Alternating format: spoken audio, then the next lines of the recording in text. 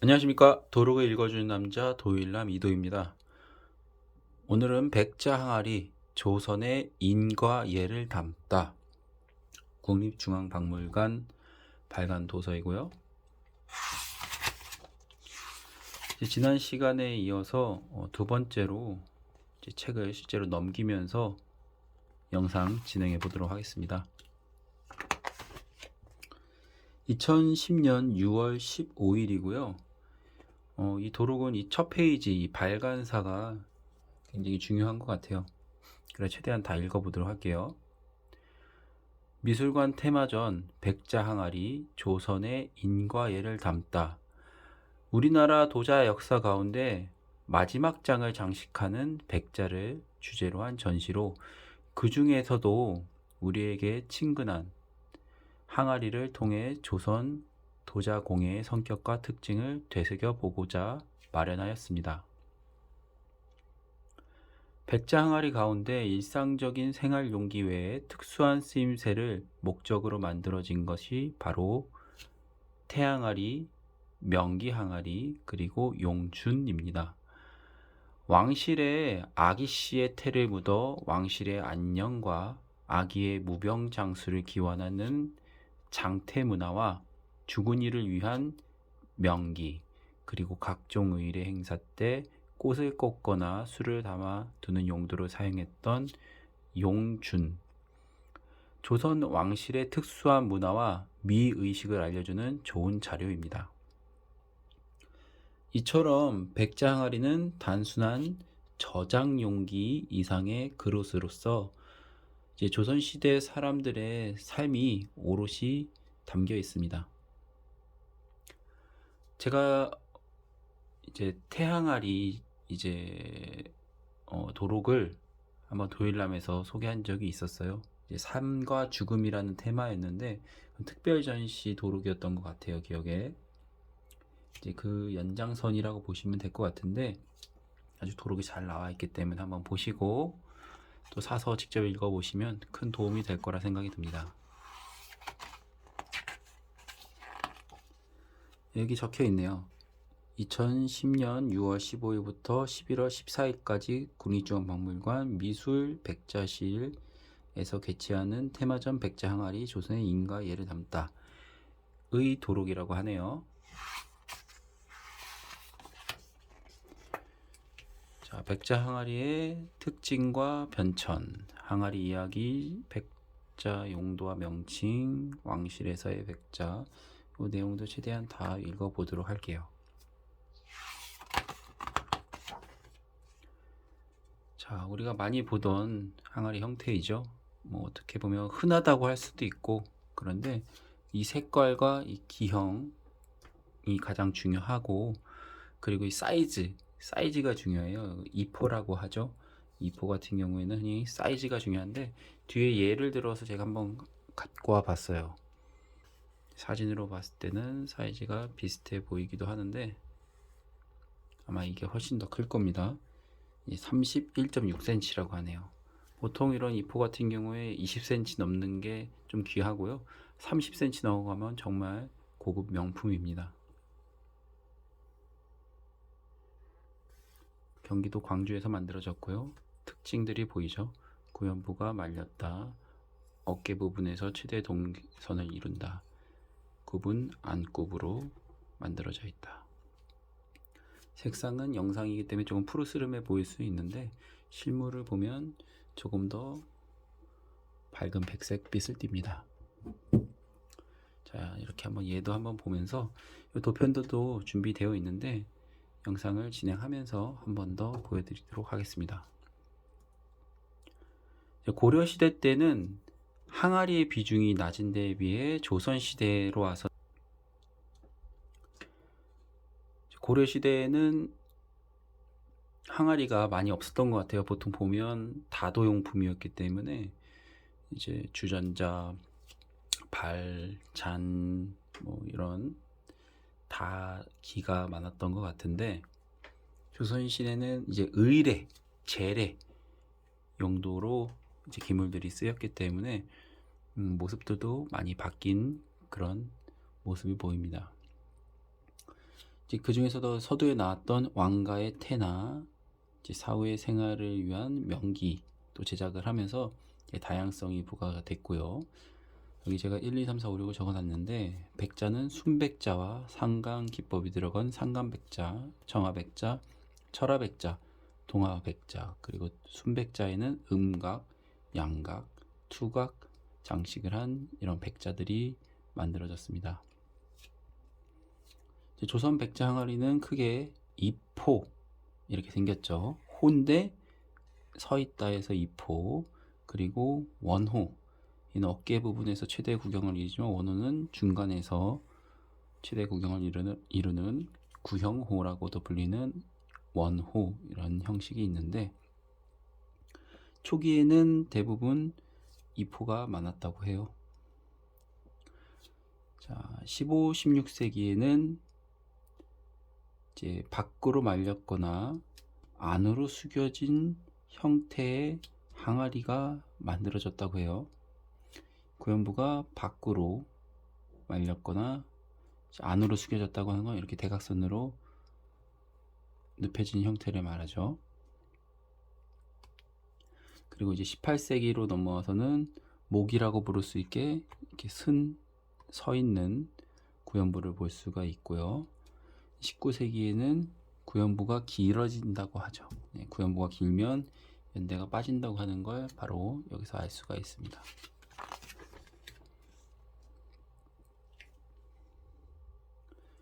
자, 이 포에는 보통 뚜껑이 많이 있었다고 해요. 여기 뭐 연봉문이라고 하는데 보주형 손잡이라고 하고요. 이제 동심원이 2개 정도가 항상 들어가 있습니다. 15, 16세기 조선 백자에는 이 청하백자가 이제 나오기 시작하죠. 보통 회회청이라는 안료로 도화서의 화원이 직접 그렸다고 하고요.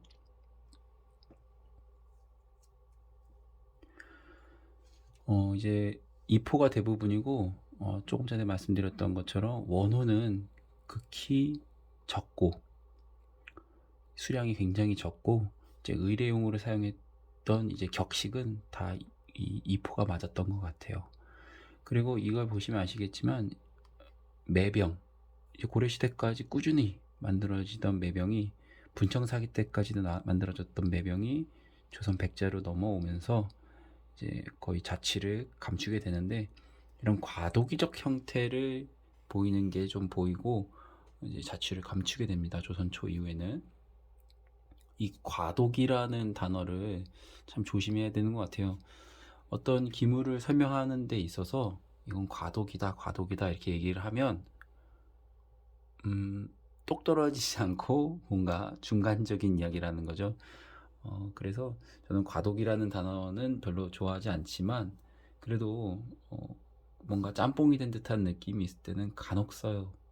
그래서 이건 참고적으로 알아두시면 돼요. 이런 과도기라는 게 분명히 있다는 것만 알아두시면 되고 모든 기물을 이제 과도기라는 단어로 다 진가 감정에서 사용을 하면 안 되겠다는 생각이 듭니다. 다음으로는 어마어마한 기물들이 나오죠. 네, 국보 170호이고요. 백자청하, 이게 매조 중문이라고 하는데 여기는 이제 매화, 대나무, 새, 무늬, 항아리. 과거에는 이제 한문으로만 읽으니까 이제 뭐 어린 아이들이 들으면 무슨 말인지 모르잖아요. 그래서 요즘에는 이렇게 뜻을 쭉 풀어서 쓰더라고요. 누구나 알 수 있고 들으면 직감적으로 알 수 있게. 매조중문 항아리, 뭐 표르수군문 이러면 무슨 말인지 이해가 안 되기 때문에 자, 뜻을 조금 더 이해하기 쉽게 표현을 하는 것 같고요. 이 페이지는 눈으로 보시면 좋을 것 같아요. 쭉 읽으면 좋지만 이제 현실적으로 우리가 박물관에서만 또 볼 수 있기 때문에 문양과 이런 내용들 설명들로 보여져요. 저도 다 읽어봤는데 제가 한번 다시 읽으면서 리뷰할 만한 내용은 없었던 것 같아요. 보실 만한 부분은 이 구연부, 아까 밖으로 말린 부분, 그리고 약간 안으로 기울어진 형태, 이 15, 16세기의 특징이라는 것만 알아두시면 될 것 같습니다.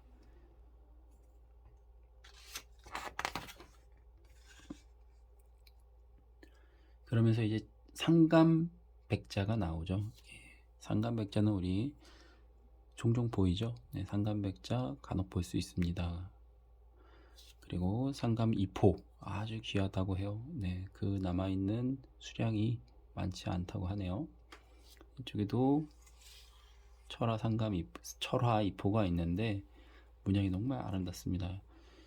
16, 17세기로 보인다는데 그때 당시에 남아있던 요 전조익 필죽도, 네, 이 그림을 통해서 이때 당시의 그림 화풍을 해석이 가능했다고 해요. 그래서 16세기 후반에서 17세기, 16세기 후반에서 17세기로 이제 판별을 했다고 합니다. 구연부가 다 이제 손상이 되기는 했는데 그럼에도 166호로 등록이 됐을 정도면 그 희소성이 대단한 기물이라는 것을 아실 수가 있어요. 조선시대 이제 전기에는 특히 16세기부터 17세기 초반에는 이제 철화가 들어간 게 우리가 흔히 이제 고소매라고 하지 않습니까? 네, 고소매라고 하는데 뭐 17세기 후반, 18세기 초반에는 철화가 참 많은데 조선 초의 철화는 참 귀하다고 해요. 그래서 우리가 고소매만큼이나 귀하다고 하여 아마 국보로 등록된 게 아닐까 싶어요.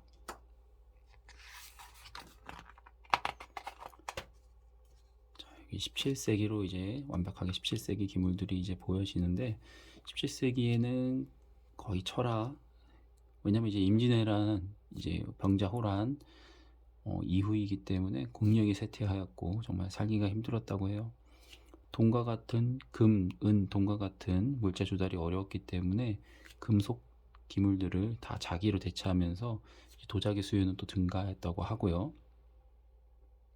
17세기에 만들어진 항아리 보면 청아백자는 거의 없고 거의 다 철화로, 자, 재래용으로 만들어진 것도 철화로 들어가 있는 걸 확인할 수가 있었고요.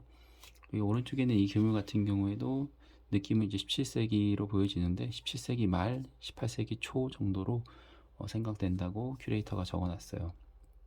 그리고 용이 아주 독특해요. 가까이서 한번 보신다고 하면 용이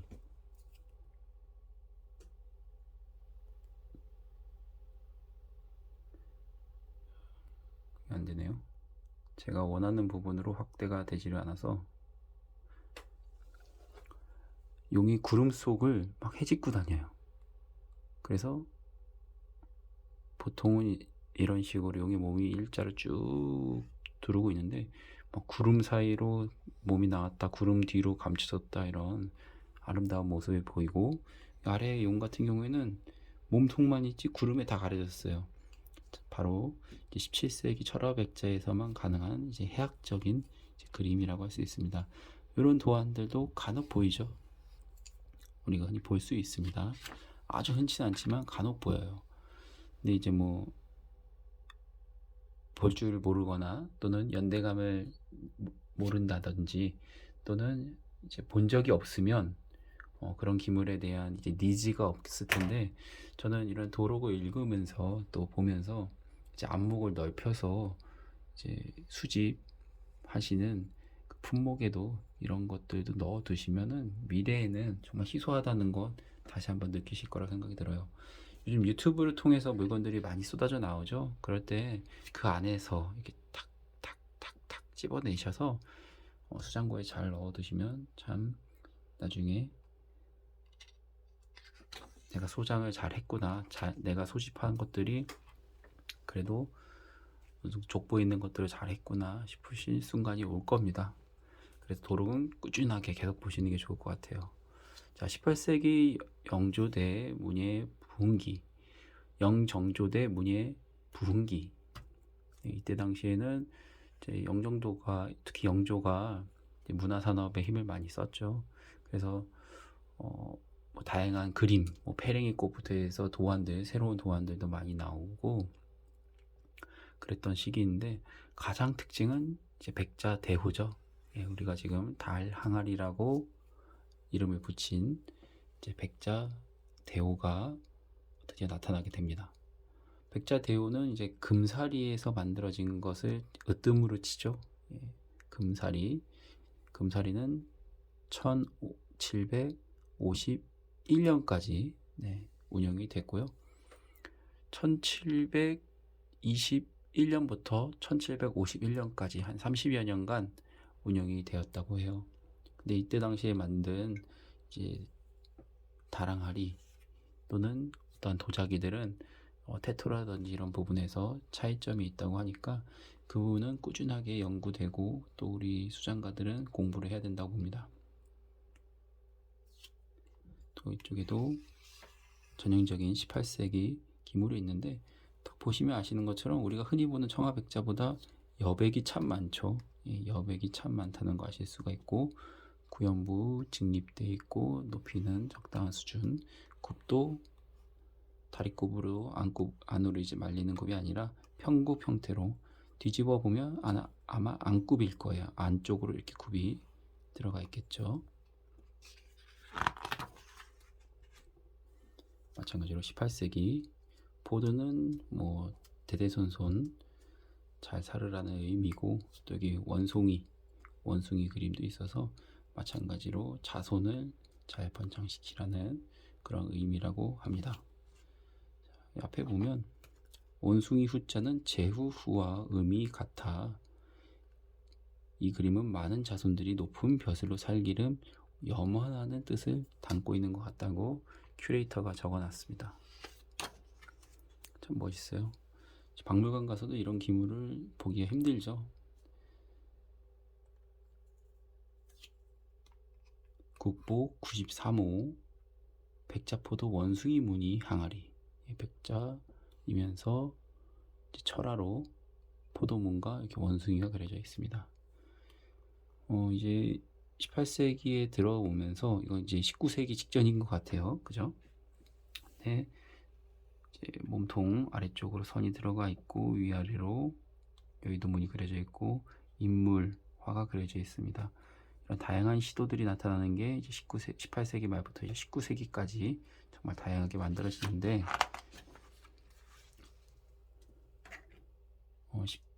18세기까지 만들어졌던 형태들을 조금 더 볼 필요가 있어요. 그 중에서 이 페이지 주목해야 될 부분은 동화인 것 같아요. 17세기 후반에 동화 장식 백자 묘지가 남아있으므로 17세기 후반에는 제작된 것이 분명하다. 동화라는 게 언제부터 쓰였는가 라는 것에서 17세기 후반 또는 18세기 초부터는 동화에 대해서 우리가 인지도가 있었고 사용이 됐다는 것을 알 수가 있다는 대목이 나와 있어요. 그리고 동화가 이제 18세기 중반 이후부터 분원리 가마에서는 굉장히 많이 쓰였다라는 것이 적혀 있고요. 18세기 기물로 추정이 되는데 투각이 들어가 있는 기물도 보여집니다. 청자 태토에서는 투각이 많았는데 백자 태토에서는 투각이 별로 없어요. 백자에서는 투각이 생기면 다 갈라지고 터지고 깨지기 때문에 투각 기법이 잘 사용되지 않았다고 합니다. 그만큼 투각이 들어간 기물은 가치가 더 높다는 것을 말하고요. 백자 달 항아리 17세기 이후 만들어지기 시작하였으며 18세기 전반 경기도 광주 금사리에서 만든 대표적인 백자 둥근 항아리로 달 항아리라고 이름을 붙여 부르고 있습니다. 백자 대오라고도 하고요. 40cm가 넘으면 백자 대오라고 해요. 근데 우리는 대부분 이 형태를 가지고 있는 기물을 달 항아리라고 표현을 하죠. 보물 1437호고요. 41cm짜리 기물이라고 하네요. 자, 여기 백자 대오 시를 제가 혼자 읽어봤는데 여러분들도 한번 제가 읽는 거 같이 들어보시죠. 제가 시 낭송 뭐 이런 건 잘 하지 않아요. 못해요. 근데 그냥 읽는 거 한번 들어보시면 좋을 것 같아요. 백자 대오. 조선 백자의 미는 이론을 초월한 백의 미. 이것은 그저 느껴야 하며 느껴서 모르면 아예 말을 마시오. 원은 둥글지 않고 면은 고르지 않으나 물레를 돌리다 보니 그리 되었고 바닥이 좀 뒤뚱거리거나 뭘 개어 놓으면 넘어지지야 않을 게 아니요. 조선 백자에는 허식이 없고 산수와 같은 자연이 있기에 보고 있으면 백운이 날고 듣고 있으면 종달새 우오. 이것은 그저 느껴야 하는 백의 민의 생활 속에 저도 모르게 우러나오는 고급 미호의 한국의 미. 여기에 무엇 새삼스러이 이론을 캐고 미를 따지오. 이것은 그저 느껴야 하며 느끼지 않는다면 아예 말을 맙시다. 참 멋진 말인 것 같아요. 이런 이야기가 나오게 된 게 다랑아리는 대부분 기우뚱해요. 대칭적으로 생기지도 않았어요. 뭐 엄청난 뭐 중국이나 일본에서 정말 뭐 컴퓨터로 찍어낸 그래픽 같은 환상적인 그런 미를 갖고 있지도 않아요. 정말 서민적이진 않겠지만 정말 뭔가 수수하고 정말 보고 있으면은 평온하죠, 편안하죠. 그런 미를 풍기는 게 이제 백자의 미인데, 그리고 다랑아리의 미인데, 뭐 조금 기울어지고 굿바다 돌멩이도 서글서글하다고 그냥 가치적으로 누군가가 이제 논의를 하니까 이것은 그저 느껴야 하며 느끼지 않는다면 아예 말을 맙시다 라는 명언을 남기신 김용원 선생의 백자대오라는 시였습니다. 자, 드디어 19세기 가장 현실적이에요. 네, 현실적으로 우리가 보고 만지고 깨물고 맛도 보고 할 수 있는 기물이고요. 이때 당시에 양반층이 증가되고 수요가 확대되면서 청아백자가 많이 늘어났고 이제 양산해로 인해서 질이 저하됐다. 하지만 다양화되면서 이제 긍정적인 모습도 보였다고 해요. 구연부가 상당히 높아졌고요. 이제 또 이런 능화창이라고 하죠. 창 속에 산수문이 그려져 있는 시도도 들어갔다고 합니다. 또 보주문이 들어가 있는 뚜껑도 만들어진 것을 확인할 수가 있어요.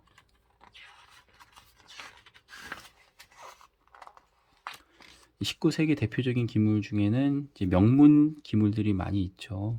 저도 명문전을 몇 번 했고 이제 도일람에서도 명문에 대해서 이야기를 나눈 적이 좀 있는데 여기선 대표적으로 운현명이 적혀 있는 기물이 올려져 있어요. 왜냐하면 이제 뚜껑까지 있는 사례는 많지가 않기 때문에 뚜껑이 제짝이죠, 문양으로 봤을 때. 그리고 바닥에 운현 적혀 있고 위쪽에는 연판문과 위쪽에는 여의도문, 그리고 재미나게 여기 OX가 있는데 이 OX는 어기 또 왕실 유물 중에서도 실제로 왕이 사용했던 기물들에 많이 들어간다고 합니다. 이건 뭐 학술적으로 딱 표현되진 않는데 아무튼 그 정도 고급 기물들에만 들어갔었다라는 이야기인 것 같아요. 자, 운현은 1864년, 고종 3년 1866년 이제 민비와의 혼인 예식이 거행된 곳이기도 하다. 그래서 첫 기록은 1864년이기 때문에 뭐 1864년 이후부터 뭐 1870년 사이 뭐 또는 그 전후로 해서 절대현대가 어느 정도 있는 그런 기물로 보여지고요. 자, 모란문호가 하나 나와 있는데 부귀와 명예를 상징하면서 정말 많죠. 주병, 호, 대점, 조선시대 19세기 모든 기물에 모란이 안 들어가 있는 기물은 별로 없을 정도로 모란을 넣고 불수감을 넣다든지 모란을 넣고 뭐 다른 거를 붙여서 넣는다든지 뭐 박쥐를 넣는다든지 이런 경우가 굉장히 많죠. 그래서 부귀영화를 꿈꾸는 그런 도안으로 모란 대표적으로 하나가 들어가 있는 모습이에요. 자, 항아리 이야기 등등등 다양한 이야기들이 있으니까 도록을 한번 사서 보신다면 더 좋을 것 같고요. 관요에 대해서 이야기가 좀 나와 있어요. 관요가 어떤 곳이었고 어떻게 운영이 됐던 것 같다. 최초에 언급된 것은 언제이다.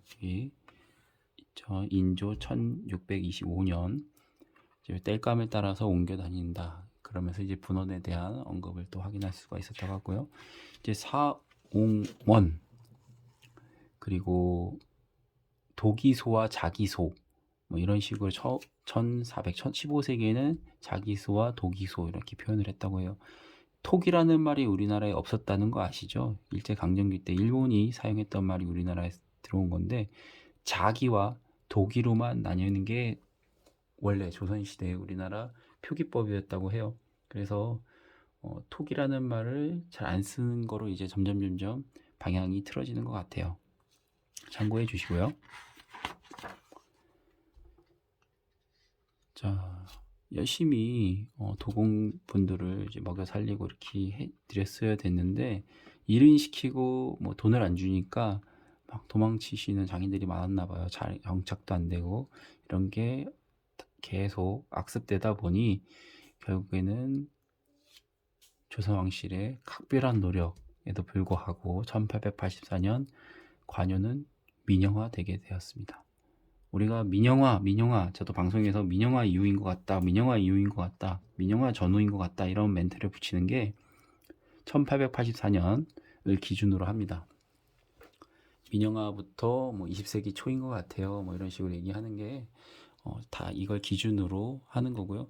관여였을 때와 민영화였을 때의 차이는 사실 뭐 타임머신 타고 갔던 게 아니기 때문에 우리가 확인할 수는 없지만 민영화 이후의 기물들 같은 경우에는 태토의 색, 뭐 백자의 색, 뭐 그림, 도안 뭐 이런 부분들이 현저하게 떨어졌기 때문에 그런 부분들을 보아서 통체적으로 표현을 합니다.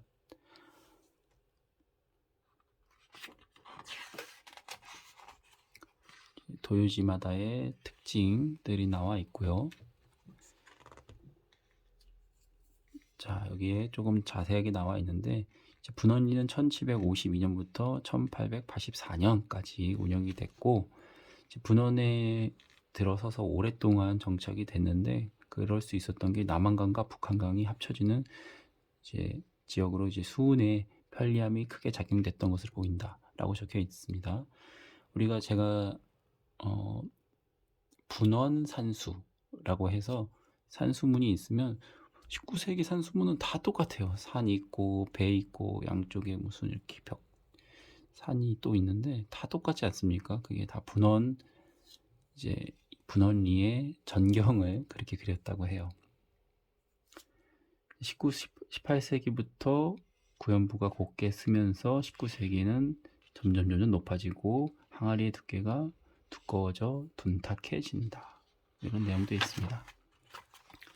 뒤쪽으로는 이제 태항아리와 명기가 있는데 이 부분에 대해서는 제가 캡처본으로 도일람 찍던 당시에 좀 해놓은 게 있어요. 이 책자는 아니지만 아마 큰 틀에서의 내용은 거의 비슷할 거라고 생각이 들어요. 그래도 굉장히 잘 만들어졌기 때문에 이 책도 한번 보시면 좋을 것 같고, 자, 이런 부분 기형의 모습들 봐둬야 되는 게 이 기형에 따라서 이 의례, 제례 때 썼던 건지 아닌지 또 판가름이 가능하기 때문입니다. 생활용품이었는지 의례용품이었는지 또 닭이었는지 이런 것들을 꾸준하게 도록을 보고 연구하고 눈에 익히시면 어느 날 갑자기 탁 나타난 어떠한 물건을 보고 저거는 어떤 것이다 라고 감정 또는 품평이 가능할 거라고 생각이 들어요.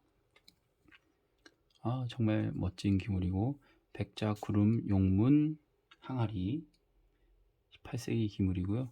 기증품목이라고 하네요. 높이가 57.5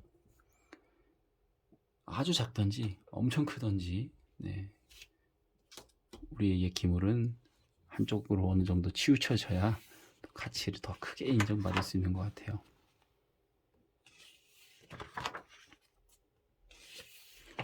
자, 이렇게 제가 오늘 준비했던 내용은 다 한번 살펴보았고요.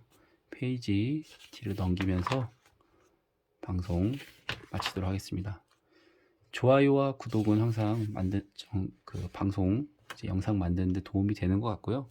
댓글로 또 어떤 도록 봤으면 좋겠다 남겨주시면 다음번에 제가 준비해 보도록 할게요.